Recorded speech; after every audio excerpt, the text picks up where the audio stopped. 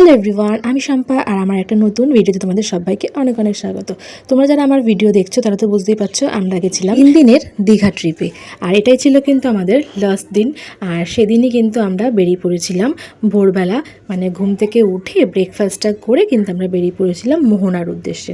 বিশ্বাস করো, ইলিশ, চিংড়ি, কাঁকড়া, পমফ্রেট, এত ধরনের এত সুন্দর সুন্দর মাছ দেখেছি না, বিশেষ করে ইলিশ মাছগুলো কিন্তু দারুণ সুন্দর ছিল। কী বলো তো, আমরা কিন্তু ওখান থেকে কোনো মাছ টাছ কিনিনি, শুধু দেখতেই গেছিলাম।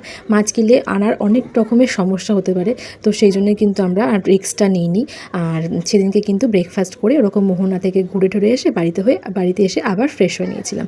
আর সেদিনও নিয়েছিলাম কিন্তু আমরা আমাদের হোটেলের যে রেস্টুরেন্ট, সেই রেস্টুরেন্টের থেকে খাবার অর্ডার করেছিলাম।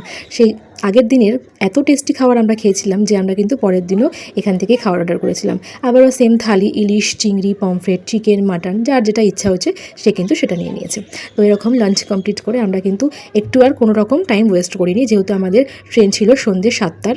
গিয়ে পড়েছিলাম আরও একবার সমুদ্র দর্শনে। তো দেখো, এই যাওয়ার পথে দেখি সেখানেই সেদিনকে আসার ছিল সিএমের। তো সেদিনকে সিএমের আসার জন্য প্রচণ্ড ভিড় ছিল, অনেক লোক ছিল, পুলিশ ছিল। তো আমরাও কিন্তু প্রায় আধ ঘন্টা মতো দাঁড়িয়ে সিএমকে দেখে কিন্তু আমরা আবার বেরিয়ে পড়েছি। আর সেখানটা একটু কিছুক্ষণ ঘোরার জন্য এখানে সৃজিত একটু গাড়ি চড়ছিল, জাস্ট ওই 2টো পাক দিয়ে দেবে, তার জন্য কিন্তু 100 টাকা। তো এটাই কিন্তু ছিল। আর তারপরে কিন্তু ওখানে জাস্ট একটু ঘোরা, ফটো তোলা, এই কিন্তু আমরা করেছি। আর সমুদ্রটাকে লাস্টবারের মতো টাটা বাই বাই করে চলে এসেছি। আমরা তো আমাদের পুরো ট্রিপে, মানে 3 দিনের এই দীঘা একটা ছোট্ট ট্রিপে আমরা কিন্তু বেশ এনজয় করেছি। যেহেতু বন্ধুদের সঙ্গে আমরা আগে সেরকমভাবে যাওয়া হয়নি, এইবার প্রথমবার গিয়ে না ভীষণ মজা করেছি আমরা।